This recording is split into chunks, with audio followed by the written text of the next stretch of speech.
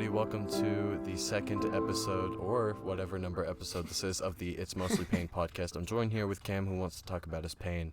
Why are you going to say it like that? This is our sponsor. What's up, guys? I'm the one they call Cam. As he said, I don't know what episode this is going to be, because I haven't decided, because I have a lot of people coming, and it was supposed to be a uniform type thing. We're like, oh, we record 1 week, we release the next week. But people flaked out, so They did. That's some our of pain. them chose to, some of them not their fault, but I've also gotten a lot of people who listened and were like, oh my god, can I be on it? Like, I have this, and I'm like, oh yes, like, let's talk about it. So this guest might be 5th, 10th, 15th, I don't know. You might hear it tomorrow. I really don't know. 67th, I think. It could be. In this week, we actually recorded 67 podcasts. 67 different podcasts with 67 individual different stories. None of them had anything similar to each other. Exactly. Except for like 2 of them. Yeah, but we cut those together to make one episode because money and views. Well, yeah. That's and also, they said some pretty racially absurd things, so. Yeah, they did call me a whole N-word on the... Can I say nigger? Like, it's my podcast. Am I allowed? I can say it, right? I'm 1, black. 2, it's my podcast. So, nigger. I said it. What are you gonna hit me? You're gonna make us lose a sponsor. Oh, shit, you're right. Am I? Nah, I've heard people who say dark shit that don't lose sponsors. Anyway. No pun intended, right? I guess. I didn't get it. I'm sorry. He said dark stuff. Dark. Thank you guys so much for listening to the first episode. Everyone who reached out and was like, yo, this is so good. I had someone who told me they cried. That made me happy. Not in like a sadistic way, and kind of like I'm glad I was able to like touch that chord in you. Yes, views. Thank you so much for everyone who shared. Thank you so much for everyone who's listened. There are some people who are like really close friends that like haven't listened yet, and I'm like, all right, fuck you. Like a little bit. Like, cool. Like, it's whatever, but fuck you. But I love you, but fuck you. You Cameron, get it. What's your pain? Pain. Well, we're going to get to that, Jarrad. We have like, what, we're going to do like 15 minutes? We can say hi. Cameron, it's been 7 minutes. You're lying to me. Okay. Since we actually started. First of all, okay, you want to know what my pain is? Fine. Yeah, sure. You just called me a liar, and that really hurt me. You know how many times I've been called a liar by you? 1 time. And the first time you did it, it really hurt, and that was about 30 seconds ago, so. Oh my gosh, fine. I'll talk about my pain. I haven't had much pain this week. I'm a little stressed out, but everything's good. Let's see. I did cause someone else pain at my job. So for people who know me and for people who don't, I'm a sick piece of garbage. I love dark stuff, which is one reason why I created this podcast. Another reason to help people. But I love dark stuff. I love dark stories. I love seeing messed up stuff. That's the second reason is to help people. The first thing is like, oh, tell me your dark stories so I can jerk off to them. But I really like dark stuff. So I have seen a lot of dark things on the internet. Are you recording? No. Okay. I've seen a lot of dark things on the internet. I've seen babies get beat and murdered. Was I searching? Like, not, like, maybe. Who cares? Don't stay away from my search history. It doesn't matter. I've seen actual death. I've seen people kill themselves. I've seen a lot of stuff on the internet and the dark stuff. I don't know why, but I have. I've seen this since I was a pretty young age. So stuff like that I'm desensitized to. It does not bother me. So I'm working at my job, and it's just me and one other person. In hindsight, like thinking about like one clue, I asked her if she had ever called 911 or had to do that, and she was like, no. And like thinking about it, I was like, that's probably a good sign that she hasn't had to go through much pain, and she's kind of a bubbly person, which doesn't mean you haven't gone through pain, but like I should have thought about it. But anyway, we're talking or whatever. Everything to my knowledge is going great, and I'm like, hey, because I'm watching like, hey, yo, I'm watching. What was I watching? I was watching like epic car crashes. I don't know if epic's the right word. That's what they were called on YouTube. It was on YouTube. Videos of guys getting hit by tires. Basically, that's what it was. And I was like, this is crazy. And then I was like, yo, have you ever seen anyone die? And she was like, no. I was like, I mean like on like internet or something like that. She was like, no. And I was like, do you want to? Now she said no, but hold on. I hope this is not a recurring statement in my life. Well, she said no, but hold on. She said no, but it was one of those no's where she's like, no, like, what are you talking about? But I got the that she actually wants to see it. Exactly. You know that she's actually curious. Well, your friend's like, yo, try this. It's disgusting. And they're like, ew, no. Okay. It was one of those situations. Like, we all know that type of situation. So I'm like, yo, watch this. It's on YouTube, so it can't be that bad. It was bad. So it's a senator. It's old. I don't remember the story, but this senator got convicted of something, was going to go to jail for the rest of his life. So he decided to kill himself. So I'm like, yo, watch this. So, and here's the thing. She looked the entire time. Now, what I did was, in the context and this and that, I thought we were friends, so I thought it was cool, but in the context was not okay. Surprised I haven't been fired. Luckily, she didn't tell anybody. I wouldn't really care if I was fired. But you can't say this on the... you don't want anybody from. I'm only here. working there for two days. This coming Okay. weekend. I don't give a shit. Like, fire me. I don't care. I mean, Wait, and then you're done? yeah, and then I'm done with that job. And then I'm getting another job. Really? I already have the other job. Really? Yeah, man, I'm on the grind. You're not gonna work at Pinewood anymore? No, not Pinewoods, fool. That's an internship. My job that pays me. Pinewoods is an internship. You have like through my 40 school. jobs, Cam. No, I have one job that pays me. I also have an internship. Pinewoods is not even part of the story. I'm talking about my job. My job. Oh, okay. Yeah. So I'm there. So I show her, and I'm like, hey, look, now, this is one of the points in my defense where if I really didn't want to see something, I'm not going to look. I'm going to be like, haha, no, I'm serious. I really don't want to see it, and look away. This is what she did. Hey, look, I put it to her face, and she stares in the window of this phone's soul. She looks at it, and I'm like, he's about to kill himself. And she's like, okay. Gets closer to it. Yeah. Bam. Head explodes. Is He's it like, the one where the guy's like super red, and he is like in the room? Maybe. And he is like, he does a shotgun? No, it's not a shotgun. Oh, God. It's just a regular, it's like a revolver. Sorry. There was a lot of blood. Something about me. Anyways, he shoots himself, and I'm like, oh, that's messed up, right? And she goes, ew, that's crazy. At this point, she does not go, oh my God, like, why would you show me that or anything like that? That's really messed up. I'm literally like, that's messed up, right? She goes, it wasn't that bad. Like, come on. Like, if someone says it wasn't that bad, I'm like, okay. So, of course, the next thing I hook up is something bad. Yeah, I hook up something worse. The only thing I could think of worse was a baby getting beaten. Like an actual baby getting beaten. Cameron. It didn't die. I don't think. Probably died. Maybe. I don't know. Oh my I know God. it's dark. I know it's dark. And I watched it. And the first time I saw it, it messed me up for a few days. And I've seen a lot of things. In hindsight, because I'm desensitized, I'm like, okay, well, if that didn't bother her, this might kind of bother her. And the idea was to bother her, but I did not think it would have as bad as an effect as it did. So I'm like, all right, watch. So I'm warning her. I'm like, yo, okay, I got something dark. I got a baby being beaten. She's like, what? That's crazy. And I'm like, yeah, this dude literally. And she's in the story. I'm explaining. I'm like, yeah, this dude in China just comes up to a baby and starts beating it. And she's like, what? That's crazy. I know some people deal with pain and uncomfortableness by pretending to go along with it. And I get that. But I, in my defense, cannot tell when everybody does that. It's not my fault. If you don't, it's generally for everybody pretty hard to sense that, especially when in that context, in that scenario. Yeah, you just showed them something and they were pretty immune to it. So. Exactly. And not even that. I'm sure it was a defense mechanism like, wow, that was fucked up. I'm just going to push it away. But I can't know that unless you tell me that. Again, I won't be doing this again as I've learned from this experience. But, so I'm like, watch this. She watches the entire video with me. The baby getting beaten. And after that, she's fine. She's like, haha, talking, whatever. I get a text later that night from her boyfriend, who also used to work with me. And he's like, dude, what the fuck? What the actual fuck, dude? What the heck, dude? Yeah, you think this is cool? You think you're a cool guy? And I'm like, whoa. You know what I mean? He's like, what you should... As soon as she got in the car and left, she called him and started bawling. I did not know this. She was so fine from and I'm really good at reading people sometimes. I'm really good at reading people, which is why I have this podcast, because I can get people to open up. She did not express that at all. She was like, that wasn't even that bad. So then he's like, yo, she's crying. She's traumatized because of those things. And I'm like, yo, dude, first of all, I'm sorry. Cameron, I'm so sorry. I keep laughing. That's so No, terrible. it's hilarious. But I'm like, yo, first of all, he's like, no, he's like, dude, I'm so glad this is the last time she had to work with you, and I thought you were cool, but I don't want to be friends, and this and that and the other. And I was like, first of all, I'm sorry. I didn't know. I explained the situation. I was like, that's my bad. I totally didn't mean to. And I was like, let's be honest, you and I both don't give a shit about each other.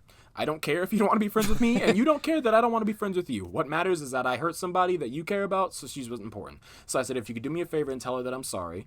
And then I said, if you could please forgive me. And then I explained what happened. And he was like, shit.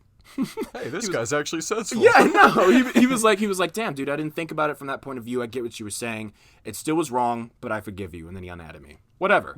That was messed up, but I felt bad about it. And I don't feel bad about a lot of things, but I felt bad because I was like, in my head, the day was going great. I introduced someone to the dark world, but no, I had destroyed someone's innocence. And I thought about it that way. And I was like, yo, I am like a destroyer of innocence. Like, she was walking around like, the world's happy. And then I was like, look at this baby be murdered. She's like, ah! Like, she's like traumatized now. So I wouldn't say that I had pain. It's more I caused someone pain. So, hey, if you ever cause anyone pain, don't be afraid to apologize the best you can. I was going to text her, but she had unadded me by that point.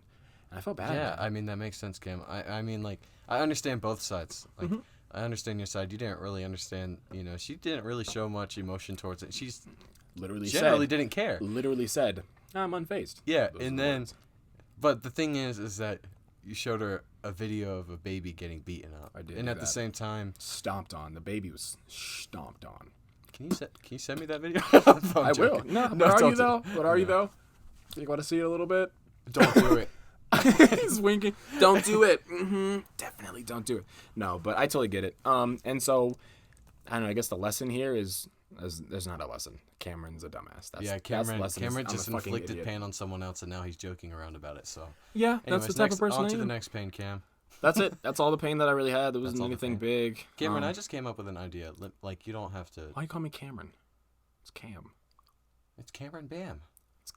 No, it's not. Yo, my friends think it's so funny to call me Cameron Bamron. Like, what's up, Cam? And they will die laughing each time. And I'm like, that wasn't funny the first time you said it. And it's not even funny now. It's more annoying. But let me show you what is funny. I'm mad that it's not funny. Let me show you something that is funny after 40 times watching it. A baby getting beaten. You see the way I laugh? I'm dark. You're actually terrible. Because it's funny.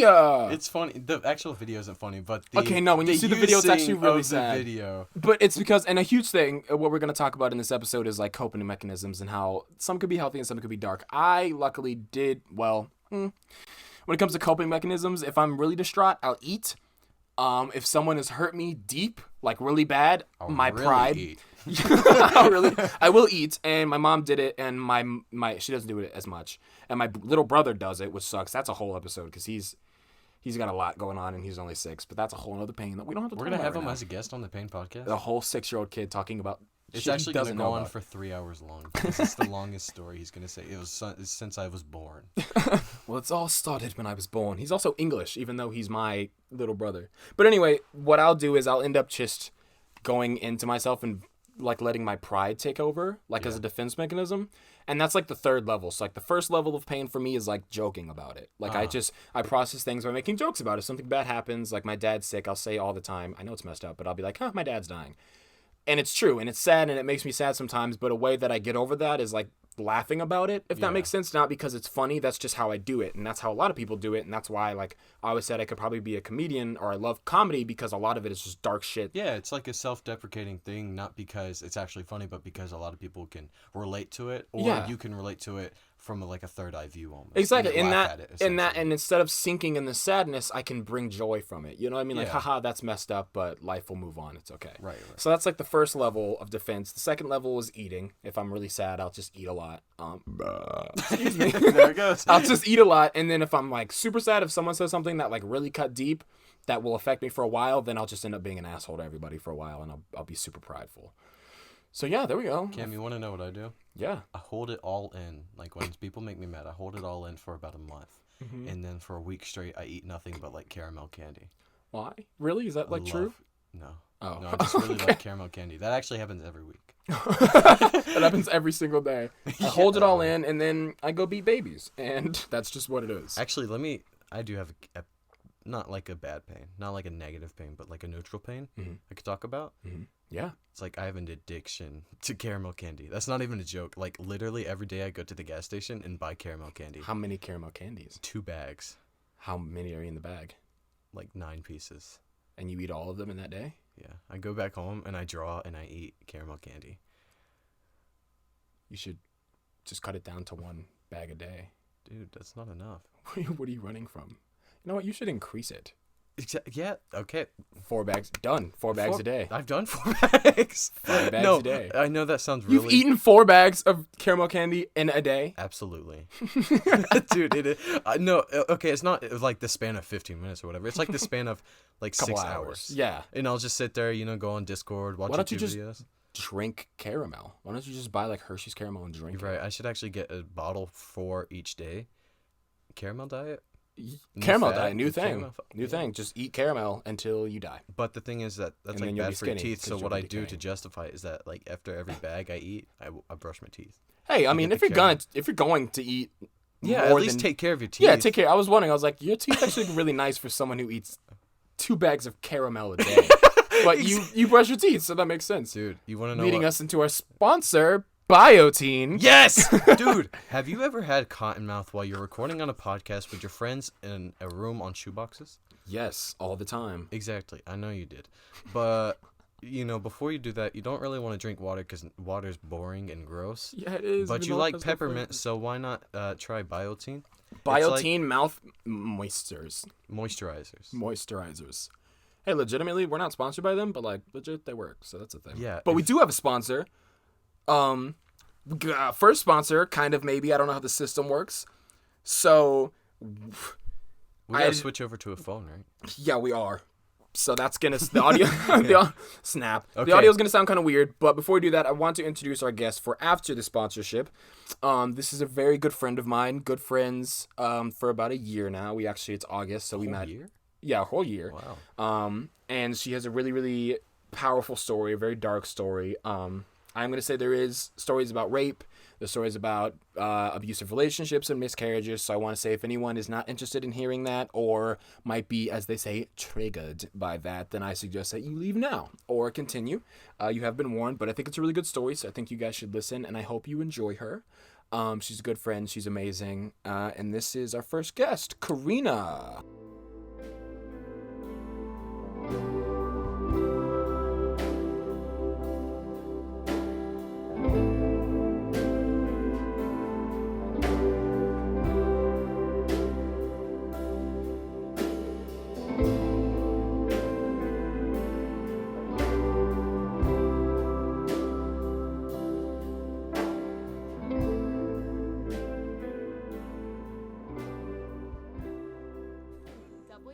W word. With? Yeah, that's exactly right. Hey What's wrong with guys, it? welcome back to the It's Mostly Pain podcast. I am the one they call Cam. Is that our intro from now on? Yeah, dude, that's what we did. And in the I last am the one. one they do not call Cam. I'm No, Jarrad. you could just say. Okay, you know what? It's cool. We are here with our first guest of the season series, Karina. Insert last name here because we're keeping it mostly anonymous-ish, but not really. Hi, I'm Karina. I know it's weird. I get it. Hey, I get it. It's totally weird to be like, hey, my God, I'm on a podcast, but it's cool. I want to say, one, thank you so much for being on the show, because I really appreciate it. You are a long friend, and I hope that we get a lot out of this session. Cam? So, yeah, what? CD? What is this for? Hey, don't sleep down here. It doesn't matter. But It's an honor to be on here. thank you. I appreciate it. So, you did say that you listened to the last Yes, episode. I listened to the last one. Okay. And I thought it was hilarious. And Thank you. I really liked it. Did you cry? No. Will you cry today? Possibly. I never know. Okay, cool. Good for views. If I act like this is an interview, I won't cry because it's very professional. But if I'm actually thinking about what I'm saying, Which then is I'll what definitely cry. I don't. Okay, on a real note, as Whatever's someone better who's for views.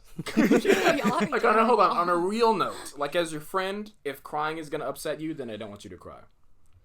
As a businessman, I know if I'm like, she cried, people will be like, oh, that's crazy, and click on it. I have an idea for the episode title. It's episode 2. Listen to this girl cry. Listen to an hour of crying. Yes. So let's see. Well, I'm not a crier, so. You're not. I've actually never seen you cry. I've seen you tear up. We talked about it a lot. I've never seen you cry. You've never seen me cry. I've only cried once. in the Cameron, last I've couple seen of you years. cry. No, you shut up. No, you Not can't. sadness, Does he just cry a lot? insanity. Does he cry a lot?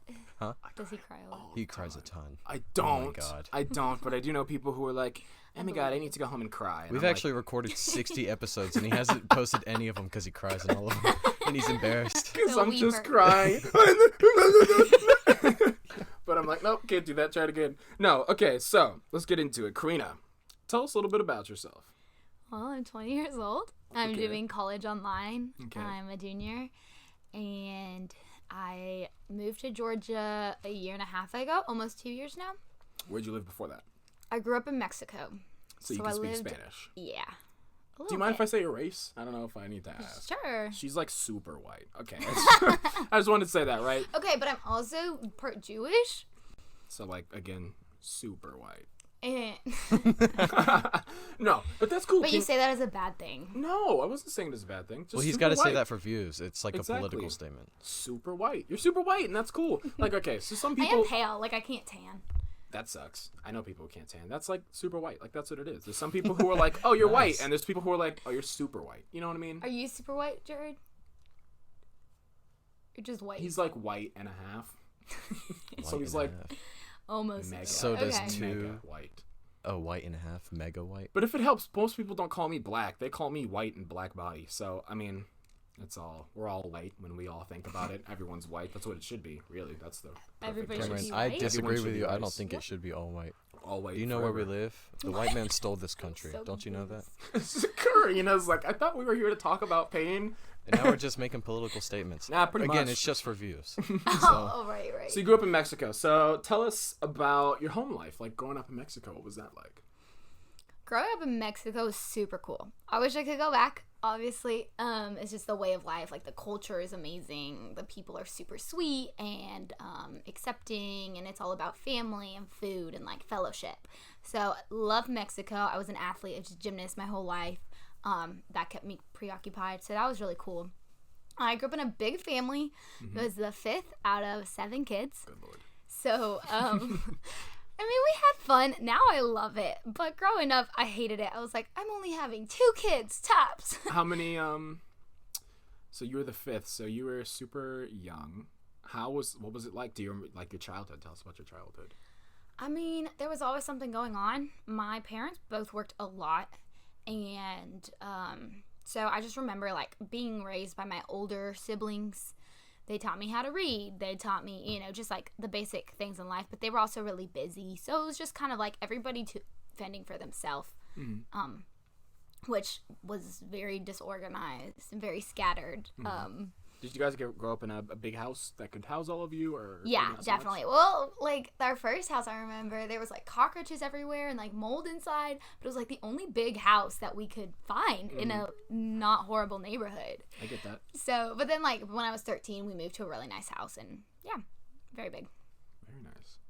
What? Don't touch the Okay, microphone. I Cam. wanted to adjust it It's so literally bad. gonna make a boom sound. But then I was like, don't touch the mic, Cam. So I'm not going to touch the mic. It's not shock absorbent. Sorry. You're stupid. Good thing I am dead. This is not a very shock absorbent podcast because we like to say political stuff. So. And pain. That's what we Apparently. like. I did pain. not know that. So tell us about, as you know, it's not all sunshine and rainbows. Tell us about some of the more painful, darker memories you have of being a child.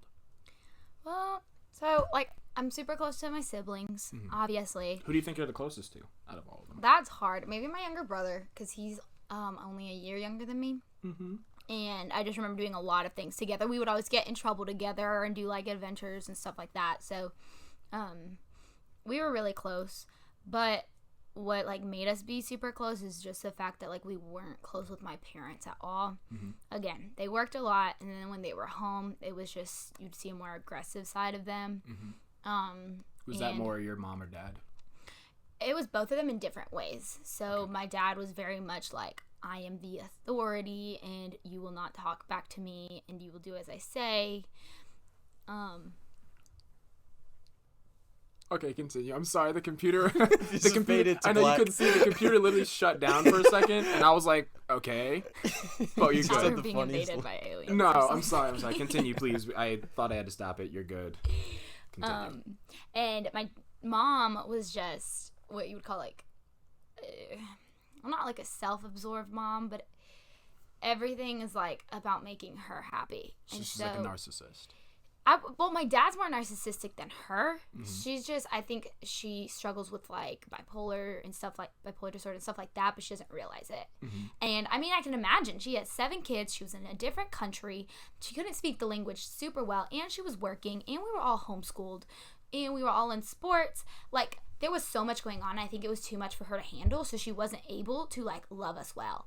And in that, like, I never remember cuddling with my mom or like hugging either one of them, or like I remember, like they would tell me they loved me, but I'd be like, what does that even mean? You know? Didn't see an example of that. Yeah, but like my dad, so he was just super scary because when he would like, you know, like discipline us or whatever, it seemed more like he was enjoying it because it caused us pain, and not like, I'm doing that, this hurts me to do this to you, but I want you to grow. And that just caused a lot of fear in me, even though every night I remember loving my dad when I was younger, because he would come and he'd tuck me in and he'd be like, I love you not because you're pretty, not because you're smart, not because, you know, you're fun, but because you're my daughter. Oh. And that was like I've held on to those words for so many years, just remembering my dad in that way and not in scary moments of my life. When he used to discipline you guys, like, did it feel very like unnecessary? Did he like throw things? Did he like punch you, or was it like belt and? It was more like belts and stuff like that. I think it was over the top though, of what a little kid deserves. How old were you? What's like the first memory or one of the memories you have? The youngest of him disciplining you. I think. Well, okay, when we would get in a lot of trouble, I remember one time I was 6 years old, and I was doing something I just don't really remember. I was young, and me and my elder sister got in trouble for it. And they basically, like, stuck us in their room for, like, a week straight. And either one of them was in there most of the time, and if both of them were busy, they would leave, and we weren't allowed to leave the room. We weren't allowed to talk to anybody. They would bring food in and out. They had a bathroom in their room. Like, it was just severe. Like, for 4 days straight, like, you are nothing. Yeah. You have made a huge mistake. What is wrong with you? I remember, like, literally being 6 years old and then being like, we're going to tell your future husband about this and see if he still wants to marry you. Wow. And so my mom was like... emotional manipulation. Yeah, kind of like a verbal abuse, which at that age, you completely believe them because you love them and they're all you know. And I remember my mom being like, well, I'm fat, but now I'm not going to be because your guys' like actions have sickened me. I'm going to, not be able to eat for a month now because of who you are. Just like that shame talk. And then the last day, they'd be like, okay, we're going to forget all about this. We love you. You're amazing. You're beautiful. You're our daughter. Let's go out and have fun. So it's that like super wishy-washy, like super dark and super nice. Yeah. That is like a study that is known to fuck up kids really bad. Is it? I haven't studied it. Well, no, but I've done research, and that's like a fact that it's really unhealthy for a kid for you to be like, da, da, da, and then be like, oh my god, I love you. Like, you can't do that because it sends mixed signals and the kid doesn't know what to do, and it has caused a lot of problems. Well, I thought they were perfect. I literally thought they were like the end all, like literally like gods. Like gods, yeah. Because that's what it makes it sound when you're just overpowered by everything they're saying. And then I tried so hard not to mess up, not to do anything wrong, because I was going to be locked up in a room for a week, be spanked over the top and yelled at and demeaned and all of those things. I understand that. What about would you ever get in any fights with your siblings? Or I mean, we fought all the time. I mean, like serious fights, like things that you remember, like, oh, that has like changed me. No, my siblings always had my back. Because when I became more of a teenager, that's when I started like rebelling against my parents, just because I was like, I'm not good enough and I'm not ever going to make them happy. So I started looking for like love in other people. And my siblings like saw that about me, because we all had different like coping mechanisms, and they were like, this isn't healthy. And I remember them telling me a lot of times, like, you need to change, this is not okay. And I would be like, just leave me alone, like, you don't know, or, oh, I'm sorry, I'm gonna change, stuff like that, but not really even knowing what that meant. Yeah. What were some of the coping mechanisms that you saw that they had? More recently, one of them is more about like just alcohol and like, it is in their later years. Yeah. And others of them, one of my other siblings, they just pretend like nothing ever happened. And so whenever they're super bitter and super mean about everything. And so if somebody will come into class late, they'll be like, why is that person late? Like, they're just super judgmental, bitter at life, unable to forgive, and it's like nobody enjoys being around them because they're like that. And then another sibling is more of a workaholic now, job after job. Distract themselves. Yeah. And also still super bitter. He writes songs, which is really cool, but in the songs, like, we literally start crying because it's about his childhood, and it's really sad. And I'm like, you can move on now, though. Do you remember any of the lyrics he would say, or anything that he would say in the songs? Not the lyrics specifically, but one of the songs was just about not being loved by your mother and father, and not knowing who you are because of that, and being yelled at so deeply that it like cuts wounds in your soul. And I was just like, this is not where I thought it was going. He's like, I get that. Yeah. The yeah, it's like I told you, that wishy-washy effect that some parents can have can cut in ways that you don't even see till you're in your 30s, you know what I mean, till you're an adult. And a lot of people don't see it, which is why it's really hard to... I lost my train of thought. I hate when that happens. To like realize that it's happening. There you go. That's or, like, why it's really that hard to like, affecting you. because if you see a parent yelling at a kid, especially like if I see a parent yelling at a kid at like Walmart, I'm not gonna be like, oh my gosh, you're messing up that kid, because I get yelled at too. Like that's what happens. But little do I know that that kid, you know, they're gonna be in the car and that parent's gonna be like, oh my gosh, I'm so sorry, I love you, this, that, and the other. And 30 years from now, he's gonna be an alcoholic, or he's gonna cut himself, or he, you know what I mean, he's gonna come out with all these, and he won't even know that's why. You know what I mean? A lot of things that are people use to cope are subconscious, and they don't even know that they're doing it, you know. And that comes out a lot, and you see that in your adult years, and you'll see someone and be like, why are you so mean, why are you so bitter, why won't you be able to open up? You understand? And it's just, a lot of it is childhood, you know, right? Because that's the way you grew up. That's the way either you saw things being done, or the way you learned how to do things, and so you're not able to just switch it, especially when somebody's like, why are you like this, and you're like, I've always been like this. You know, it feels very judgmental. It's very much like, am I supposed to be someone else? You know, I don't know how to be anyone else. It's and that creates like a spiral. Especially when it's something you hate about yourself. You know, I remember being super mean just to people, like, and it would make me feel good being mean to other people. And when people would call me out on it, like, I'd be like, because I hated it about myself. And so when somebody's like, why are you like that? I'm like, and it would just like destroy me, but I couldn't change. So your teenage years, what were some of those coping mechanisms that your siblings were saying, like, oh, you shouldn't do that, that's really wrong for you? I think my main thing, so I just wanted to, you know, upset my parents, obviously. So anything they said don't do, I would try to do, which I feel like is really normal for a teenager rebellion. So I would say probably, especially a teenage girl. Is that more common for girls than guys? From what I've heard, yeah. Like Do you agree, Jarrad? I'm not rebellious at all. I'm the least rebellious person that exists. Yeah, no, I'm like, neither am I. I'm saying for those people who are rebellious, to my knowledge, I've heard more about rebellious girls than guys. Does it make sense? Because I feel like parents on average won't tell a guy not to do things as much as they will a girl.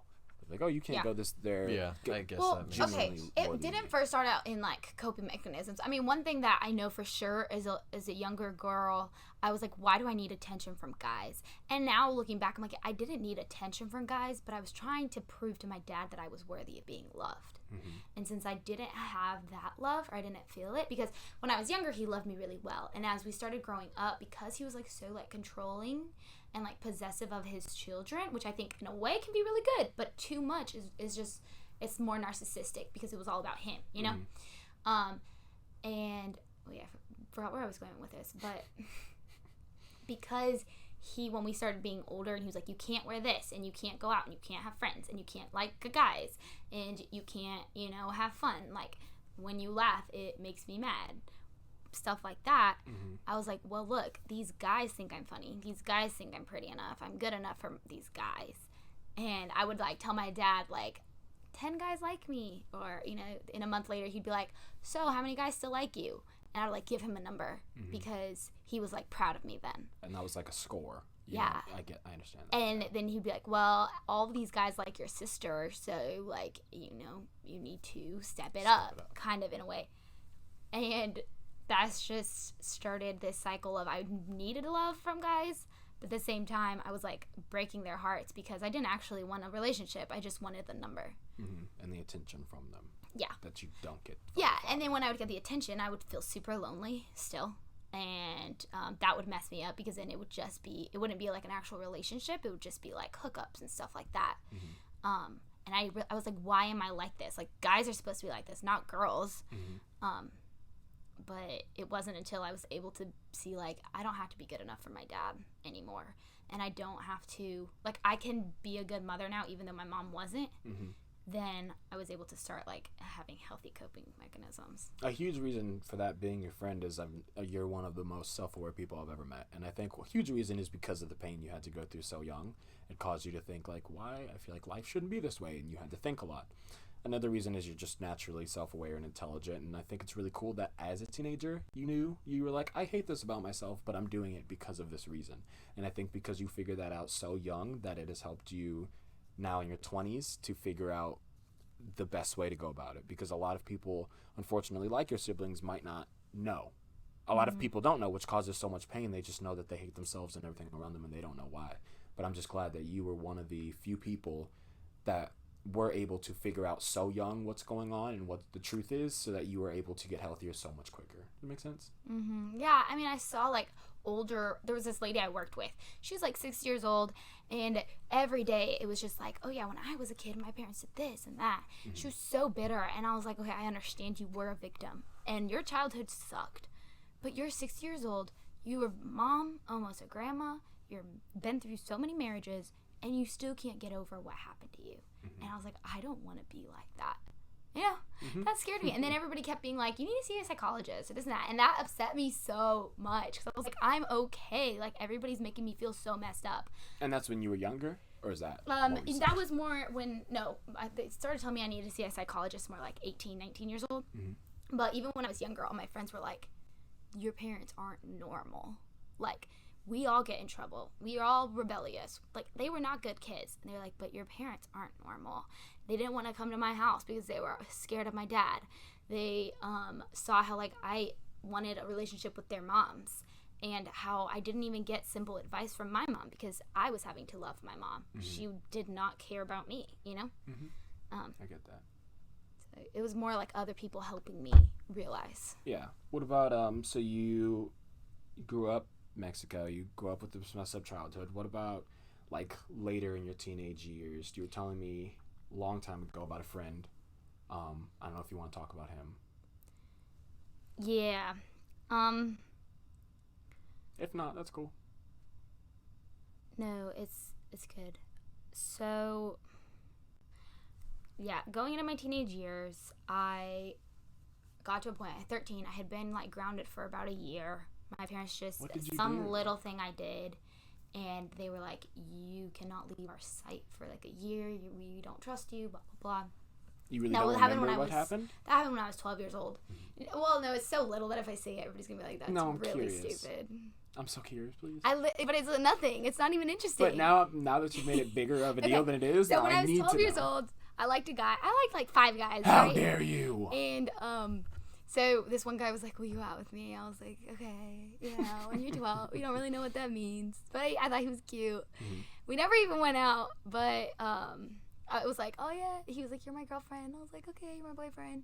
And then a little while later, I told him, I was like, I am not allowed to date, so we have to break up with you. And my parents saw those messages, and like I wasn't allowed to text either, and it was like on my computer. And so they were like, we can't trust you anymore. I remember my dad like took me to the bathroom and like slapped me, and it really hurt my face, but anyways, and then they like literally were like, you're a horrible person, all this stuff. It was terrible, and I wasn't allowed to leave their site for about a year. And those like horrible did they say anything worse? Like, I imagine a lot of it was part of that verbal abuse. Yeah, well, it was a week. This was like 2 weeks stuck in their room, and it was horrible. Like, literally horrible. The room got muggy and stuff. And gross, because there's a human being stuck in there. Yeah, being stuck in their room for like 2 weeks was horrible. But I started like believing their lies, that I wasn't good enough, that I was just, a disappointment. I was never gonna amount to anything. Stuff like that a lot of us have heard. And that started making me like just want to kill myself. And everybody was like my friends or older people, they would say, life's gonna get better, the typical. And I'm like, but I don't want life. Like, I don't want life at all. Like, life sucks. And the future that I see myself going towards, like, sucks too. So why would I want to keep on living? And so we went back to Mexico, and I remember, like, going to the roof of my house. We live on a mountain, and it would be super windy. And I would just go to the edge of the roof and, like, put 1 foot over the ledge and just be, like, waiting for the wind to tip me over.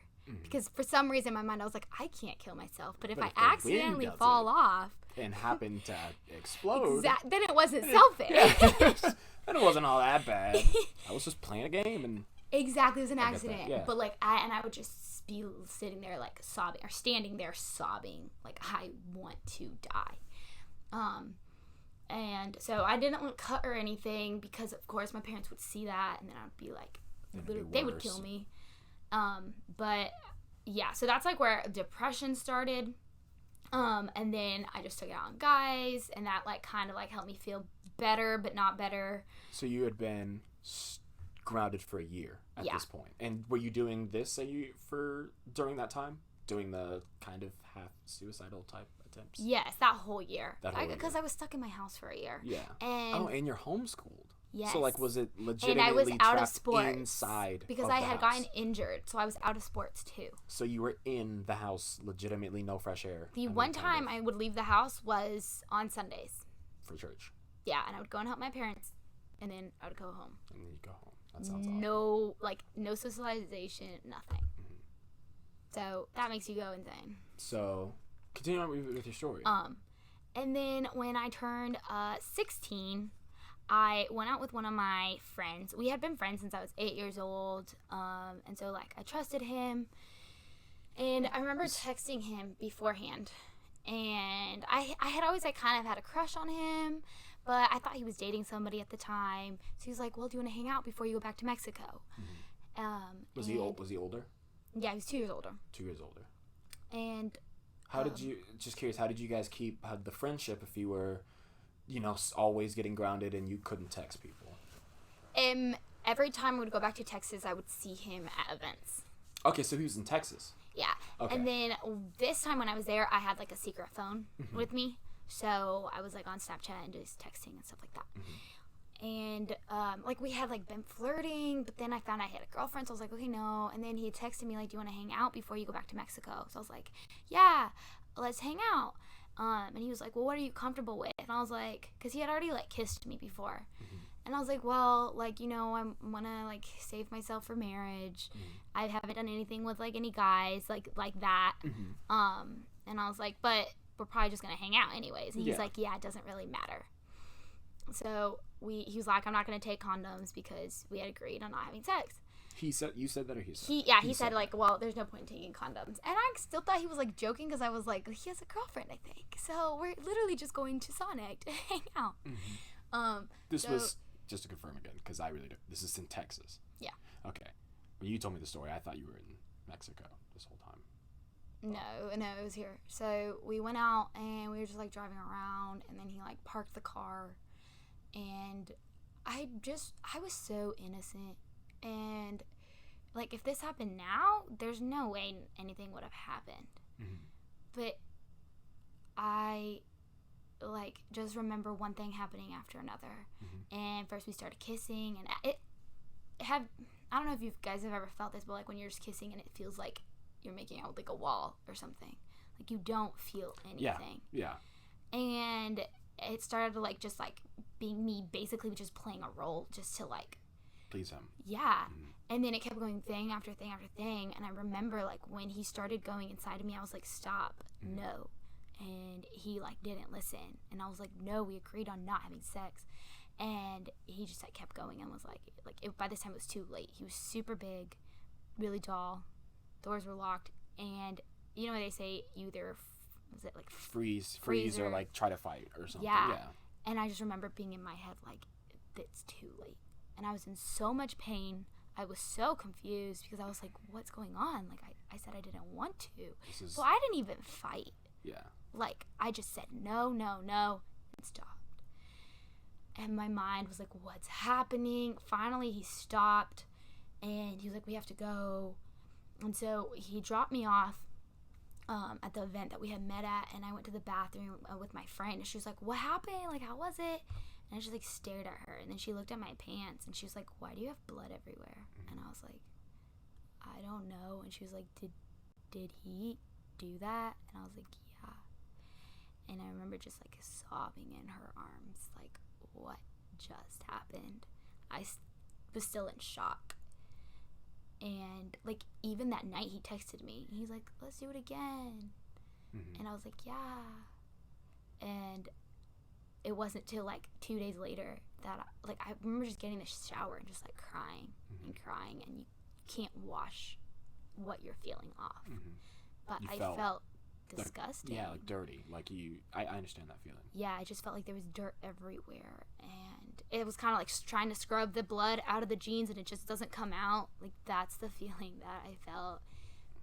And I had felt a lot of darkness before this because of like my childhood, but this was different. It was personal. It was my body. It was my worth, my value, my voice. Like, I suddenly didn't have a voice to say no to something super important to me, and something that didn't even feel good, you know? And so I couldn't handle it, honestly. The pain was too much. So I told my parents, which is a big move because I don't talk to my parents about anything, but I couldn't handle it. Had you told your siblings before or No. after? Do they know now? Yes, they found out. Because word spread around everywhere, because one of my best friends found out, and he was like, that guy has done this to 2 other girls. And he was like, they didn't want to report it because everybody likes this guy. And he was like, this is not okay because you are the 3rd friend that has gone through this. So word got around, and there was a lot of drama. He said, she said. He was like, well, we texted about it before. You can look it up, but it was on Snapchat. And I was like, you can look at Snapchat. You can see that what I said was no. And this is typical, well, she probably said no beforehand, but then she actually wanted to in the moment. All of that stuff. And so I was like, I don't care. I'm not taking this to court, but I need to leave, and I never want to see you again, you know? And my parents were really surprised. At the beginning, they weren't. I remember my mom just lashing out. We were in the car. I was in the back seat. And she was just lashing out. You're a slut. You're kicked out of our house. Never want to see you again. And just, like, sobbing. Like, I don't know what happened. Like, I didn't want to do this. Wasn't my plan. Because you're already feeling all this guilt and shame. And then plus that. And, again, my dad, he was just like, you're our daughter forever, and it doesn't matter. And I'm going to fight for you. And that's what he said when you told him. Yes. And for the next 2 weeks, specifically, I just laid in my mother's arms. This is the first time, like, I've ever felt comfort from my mom and, like, love from my dad. I was their attention for 2 weeks and just, like, sobbing in her arms every single night. And they would come in the morning and wake me up, like, you know, kiss me on the forehead, wake me up, make me breakfast, and all of that. Was there a sense of, like, this traumatic event happened to me and it sucks and I want to make it go away, but because your parents were giving you so much attention and it probably felt like euphoric, it was so amazing, it was like a whole new world that you kind of wanted it to continue? Does that make sense? Yeah, I remember when they were like, okay, we're gonna go back to Mexico. I was just so ready for it because I was like, I want to continue living this with my parents there. Yeah, my house. Get away from all the drama, all of it. Every memory I had in that city was now tainted. And so we left. Of course, that whole, you know, paradise phase lasted for a week, and then it was back to normal, back to reality.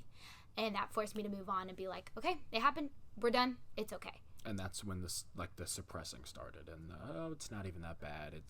That's when that started. Yeah, and I didn't tell anybody about this till 2 years later.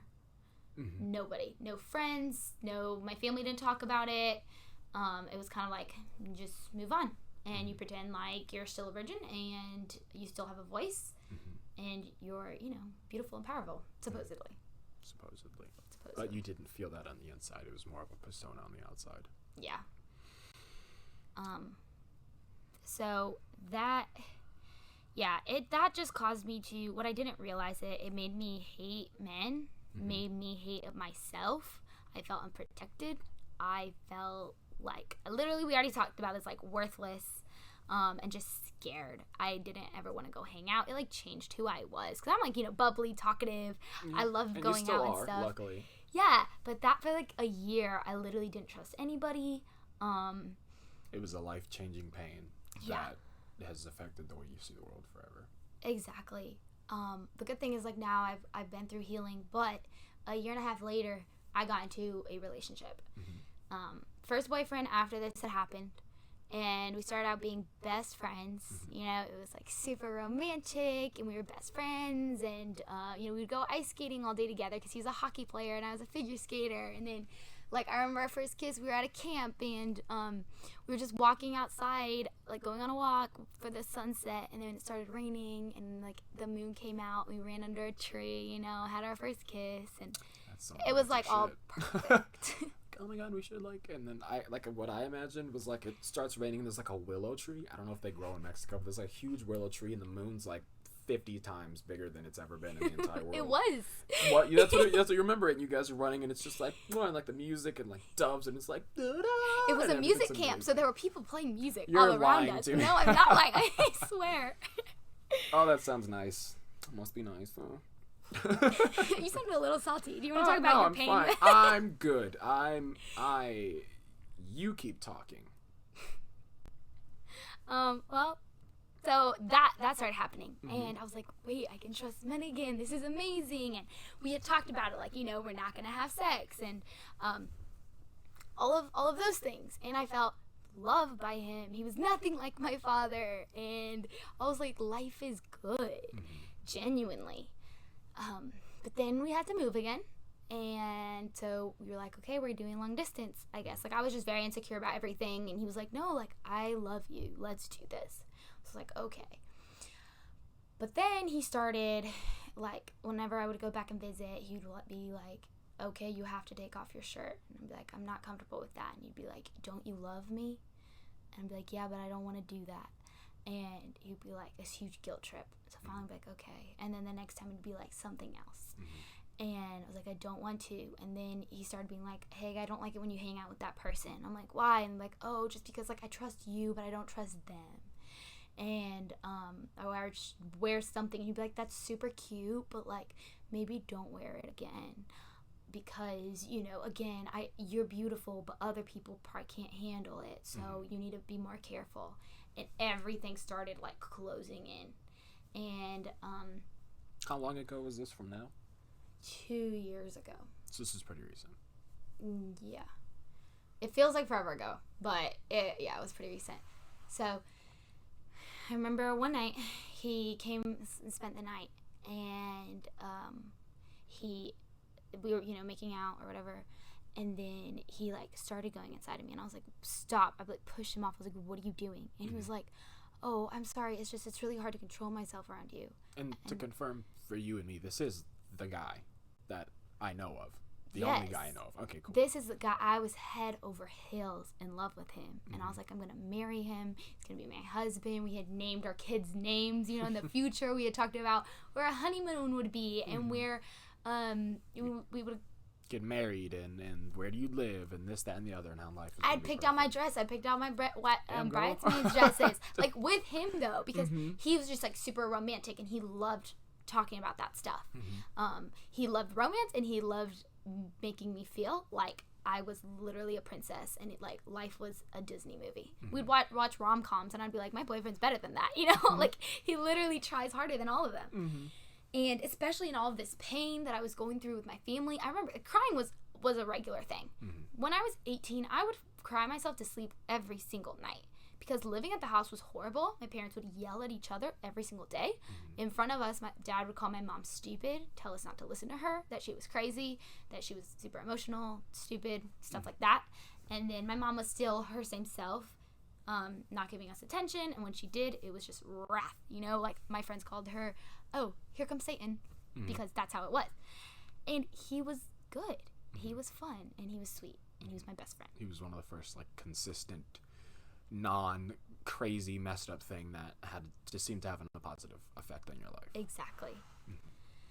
And what happened next? So he's starting to get, you notice as the relationship goes on, he's starting to get a bit more controlling. Yeah. And he's starting to say you shouldn't wear things and you can't go places and you can't do this and that. Yeah. And then when I told him, I was like, get off of me. He was like, don't you love me? Using the same things. And I was like, I love you, but we agreed. We're not going to have sex. And he was like, at this point, he choked me, put me under the pillow, and finished. I was literally yelling at the top of my lungs. But again, a hockey player, strong. And, like, that actually hurt me more than the first time. Because I was in love. And, obviously immediately after he pulls off the pillow, stops choking me, I can, like, breathe again. He was like, I'm so sorry. And he, like, hugged me. And I was like, you can't say you're sorry. And he was like, it won't happen again. And I was like, leave.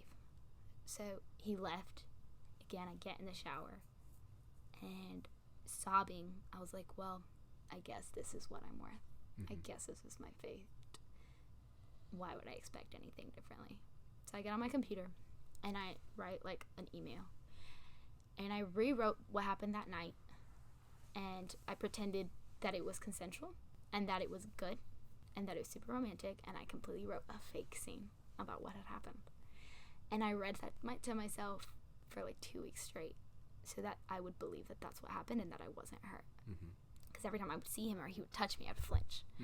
And I'm super huggy. But after that, like literally to this day, you've probably noticed, I still flinch when people touch me. Every single time I'm like, hey, you're like, ah! And I'm like, yo, like I remember when I first met you and like we started becoming friends, every time I'd reach for something and you were there, you'd be like, huh? And I'd be like, yo, I'm not gonna like punch you in the throat. Like I don't know what happened. And then of course we got closer and you told me, but it was, it was very visible and I don't notice it now, but we've only just recently seen each other in the past like hour. But I'm sure if we do end up hanging out later that I'm sure I'll notice it too. So that's definitely had an effect on you, especially. And does it happen with women ever? Like the physical touch? No, the flinching. Yeah. Well, if I don't see who it is. Well, yeah, but I'm saying sometimes you would know I was there and I'd go and you'd be like, huh? Yeah, no, it doesn't happen with girls. Okay, that makes sense. And men still scare me. That's fair. But now I know, like literally I just didn't know what love was. Yeah. So this scene that you wrote out, that you read to yourself, that you convinced yourself was real. It's interesting because you never told me about it. Because I remember us talking about your story, and when we got closer, and we, as friends do or whatever, you never told me about it, and that's not a bad thing. But that's why before we started the podcast, I was asking, you were like, oh, he's horrible, and I was like, what are you know what I mean? Like, what are you talking about? You told me that this was awesome up until the end. So it's very interesting how strong that effect can have, because I'd like to think that we got pretty close, right? I hadn't told anybody about this until 3 months ago. 3 months ago, when you started going to therapy. Yeah. I imagine, yeah. So, I mean, that's how deep it was. I mean, I don't know how close you've been with other people, but to me, you're probably one of the closest people I've ever been with. Yeah, I've told you more about my life than anybody. Really? Girl, I don't, like, but, like, also, like, oh, my God, like, it feels so special. And, like what you said, but you didn't even tell me that. So that's how deep, and that's how these unhealthy coping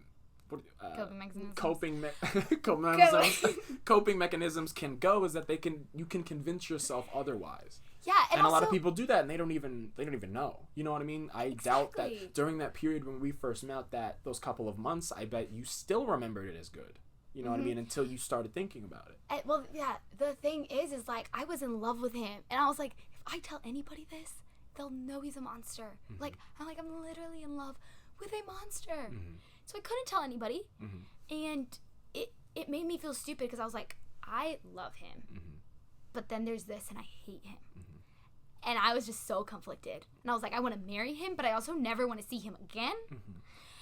So I can't tell other people about this because they'll either be like, well, you either have to get over it and be with him, or you have to break up with him because that's horrible. How could he do that to you? Both are evils, both suck. And admitting to people that I was dating somebody who did that to me, that's what was just super shaming. And I was like, it's hard to admit it to yourself too, which is why you wrote why you did what you did and decided to oppress that. Yeah, like admit, I dated a guy for 2 years and he did that to me, but I'm that stupid that I kept dating him.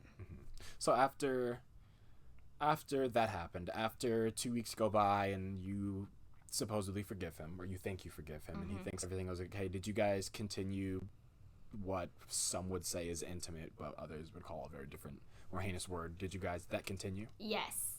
And because I was so angry about it and just felt so lonely and unknown and worthless, I became literally a sex addict. That's all I wanted. And it continued to hurt me really bad. But that's he would start talking, he'd be like, hey, let's go out. I'd be like, no, we're staying in the house and doing it. Or we would go out to eat and I'd be like, meet me in the bathroom in 5 minutes. Literally wherever we were. That's all I wanted and all I craved for 6 months, until he finally was like, I feel like you're using me. And I was like, well, you're using me too, so what's the difference? And that was a struggle, because it's not okay to be addicted to sex when you're not either older or I mean, it's not a good coping mechanism. Let's just say that. I still think it's wrong to just have sex. So unless you're married, that's my personal conviction, and so living in that was just messed me Even up. worse for you. Yeah, I understand. That was another tick on like the self-hatred mark. You know, I totally understand that. So I'm gonna edit it here. I have to pee so bad. Like, I've had to pee for so long, and I'm sorry because I want to keep talking. But you know that pee where it's like I'm gonna pee myself or I'm gonna explode. Like, it's either like I'm just gonna sit here. About it and go. I'm gonna edit it, so it's fine. So it's one of those moments where it's like I'm I either wanna gonna see sit. him pee himself. No, it's either one of those moments where I'm gonna sit here and be like, or I'm just gonna go to the And bathroom. we slowly start seeing it drip out. And it's just like, why Why does does it smell in here? I'm sorry, Just keep the door open so the air comes in. I didn't pee. Shut up, Kamina. I'm sorry. I'm so sorry to interrupt it. Okay, if you want to stop it, you can. No, it's all good. Okay. I'm Have fun. sorry to interrupt it because we were on a roll, but it's ridiculous. Sorry for talking so much. No, you're good. I feel like it's been like 3 hours. Let's see how long it's been. Are- For about 10 minutes, we talked about Are random you- crap. It's been Okay, about are 40 y'all just gonna have minutes. to like cut most of it out? He is. Okay. All I do is edit. Yes, but I hate talking about myself. Because I feel like I'm like Okay. just talking and talking and talking. no, it's okay. That's what Cam did the first episode. And I made like 3 jokes, and that's about it. That's kind of. But I liked your topic. Because you were more about like being anxious about like talking to people and like all Yeah. of that. And I felt Yes. like that was really relatable. Yeah, you know. Oh God, I'm messing with the microphone. I shouldn't be touching it. Whenever you like hit the microphone and move it around, because Cam was about to do it, it makes like a Oh, okay. sound in people's ears. And Are you gonna jump in? Speak about like personal experience or like other stories? I was just letting y'all two do that because I don't really have much input. Why do I have a mirror right here? I don't want to wake up and look at myself. Imagine having a mirror there, you wake up and you're like, oh.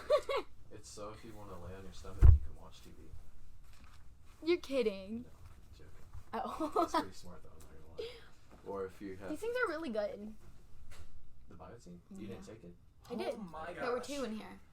It was, like, Yeah, we just heard so it good. pouring for hours. There was waterfall down in Yeah, there. it was like, yeah. Did he Penis, literally? Glad you have that. I feel so much better. Like, it got to the point, a huge reason why I stopped it. I'm gonna get down here. 'Cause it's a Your lot face, harder. it was so funny. I was like, what is he trying to tell me something? No, I was making a face. At the end, like the very end when we stopped, we Oh, were okay. like, and I was like, what is he saying? Okay, it started to get to the point where you know you're talking to someone, you have to pee, and it's like I have not checked out because I was for sure listening as I was talking, but it was like 20% of my brain was like, "Don't pee yourself," and it was growing, and I was like, eventually it's gonna be 50%, and you're not gonna be listening. So I was like, let me stop it here while there's like a natural pause. Oh. I feel so much better. What were we Anybody talking- else? Yeah, I feel great. We were talking about the ex. I'm gonna cut it here, so we're gonna have to do like 3 seconds of silence and then continue with what you were saying. See, what we need to do is that we actually need to carry a notebook. I'll take notes. Of what? When to cut stuff and when to do stuff. That's what I was doing for the fella Oh, cast. you're Is so that you were? smart. I had like a notebook filled with times we need to cut out and like notes what people said. Make sure see if you want to cut this later. Okay, we'll remember that for next episode. Yes. But so we were at the X. So I want you to start from when you guys broke up. The last thing you said was so. So you can start with so. Wait, we didn't break up yet. What? What are you? Huh? You said the last time we talked about breaking up. No, I'm saying that's where we were. Well, we were at the sex addiction, Oh, yeah. and then I Okay. imagine after that's when you guys broke up. If not, there's more. Go Well, crazy. remember. Okay, well, it's No, 3 it's not- seconds. 3 Okay. seconds. Okay, 2 seconds, and then you can go from so. Right. Shh, shh, shh. It's gonna be harder to edit if there's noise.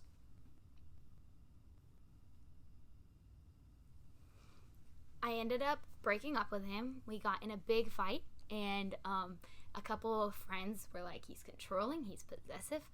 They didn't even know any of this about our relationship. But at this point, it was super toxic.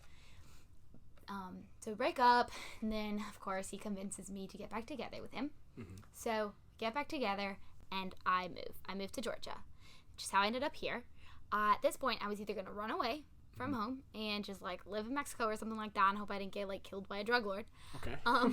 Or like literally like still kill myself because I still had like just suicidal thoughts all throughout growing up. But I wasn't suicidal, but it was still, an option laying around.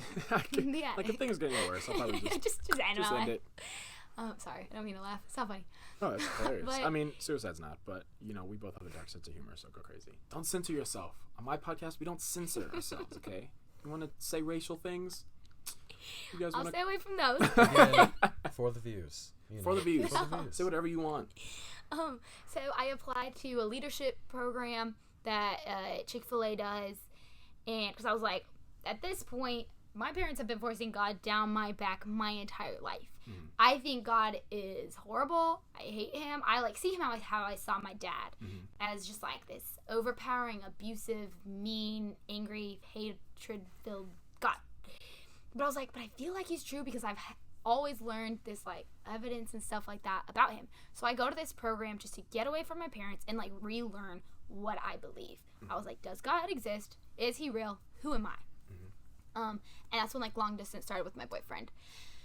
And he had a change, and he had said he was like sorry for everything. And so again, everything went back to like being fake magical. And we dated for like that whole entire year.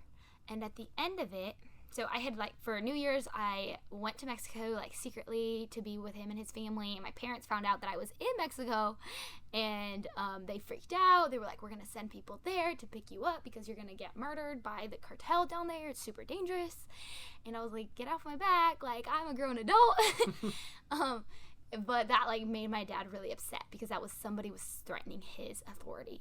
And I was now not looking at my dad for approval, but I was looking at this other guy. And my dad was not having it. So when I get back to Georgia, my dad flies down to the school I'm at. And this is after we met? No, this was before we met. Okay. This was like a couple months before. Okay. And he flies down to the school and goes on campus and tells them, hey, I'm here to pick up Karina. Oh, I remember this. I have a hotel in Columbus. We'll spend the night there, and then she'll fly back home with me. The program wasn't done yet. And they were like, does Karina know this? And he's like, no, it's a surprise. Well, I wasn't on campus, and I get a picture from one of my friends saying, hey, why is your dad here? Because they knew like things were not okay. Because like a month before that, I was stuck in a car with him, and he was threatening to kill my boyfriend. He was threatening to lock me up in a dungeon in my house. He was saying that if I did marry him, they would not be a part of my life. They were gonna disown me, never meet my kids, not be at my wedding, all of these things. And they were like, we saw this when you were a kid, we knew you wouldn't amount to anything, stuff like that. I'm probably getting their wording wrong, but that's exactly what I was feeling. Yeah. And my dad was yelling so badly, saying how he's gonna go kill my boyfriend. He was like, and I'll be in jail. It was literally like Bruno Mars. He's like, I'm gonna be in jail, and smiling about it because he'll be dead. And I was just so scared. I was like trembling. So I opened the car door and grabbed just one backpack to jump out. And finally my mom was like, dude, she's gonna die. So he like pulled the car over and was silent the rest of the time. Dude, she's gonna die. Yeah. But I was like, I would rather jump out of this car and get run over than listen to you for one more second, because his voice was getting so loud. You know when somebody just like talks to you with the most demeaning like mannerisms ever, and their voice like just like it's like snakes like eating your flesh away. I don't, but it's a good way to describe it. And you just like everything inside of you just wants to like shrivel up and like die. So anyways, that's when he shows up to my campus, and my friend's like, okay, he's here. I was like, why is he here?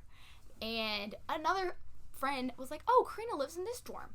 Takes him down to my housing where parents are not allowed to be at. And so finally the director hears about this, and he goes and he's like, I'm sorry, you can't be here. So like he takes my dad to another area, and he's like, stay there. Well, my dad again leaves that area. He says it was an accident, but he leaves the area back to the dorms. Where then another associate director has to go and get him.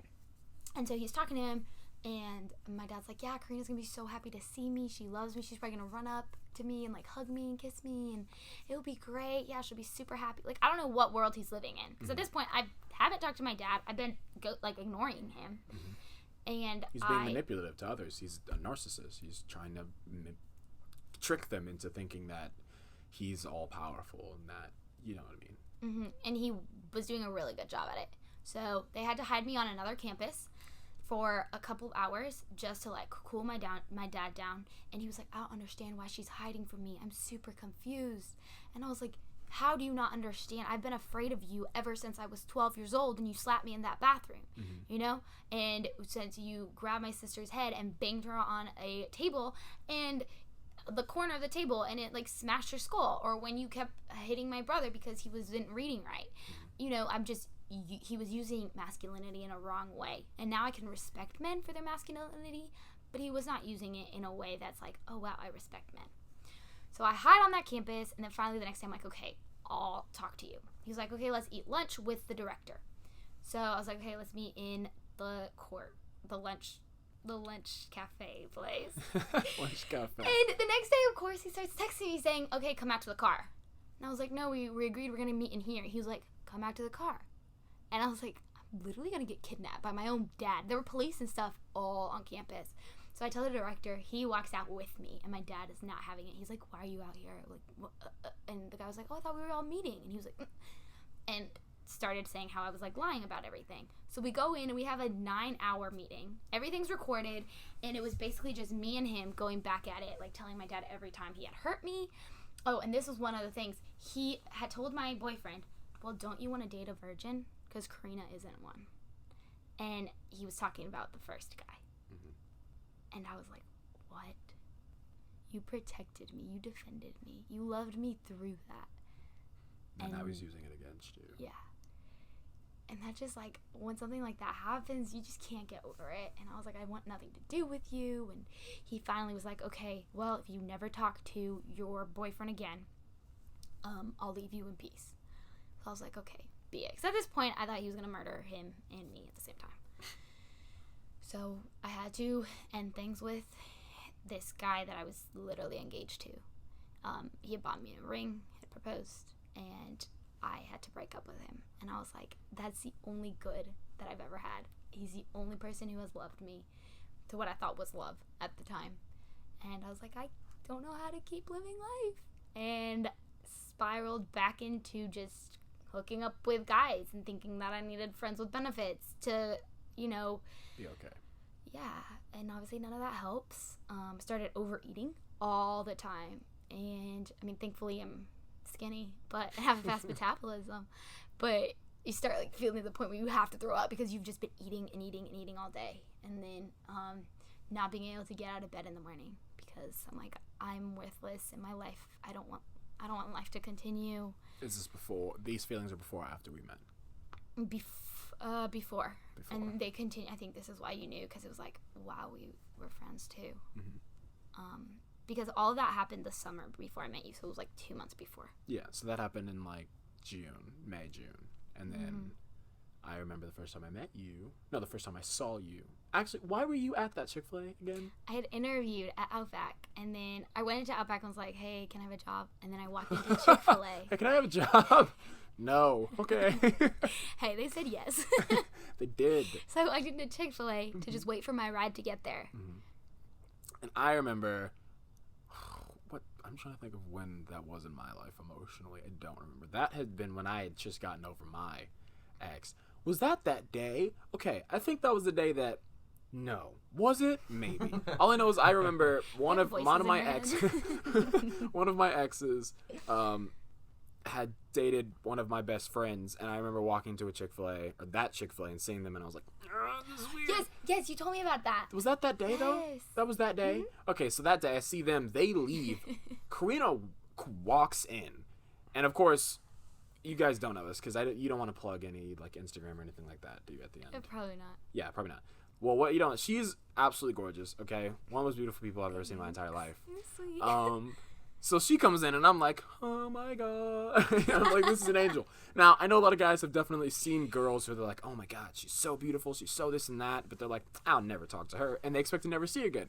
So I also had an interview at Outback, but I had it like a day after that. So I go in, I meet her. No, I see her at Chick-fil-A. The next day, I'm seeing her, and I'm like, yo, no, wait, it's that angel from Chick-fil-A. That's the title of this. That's the title of this whole episode. The angel from Chick-fil-A. I kind of like that, actually. The angel from Chick-fil-A. I'm like, oh my gosh. So we meet. We're doing this, that, and the other.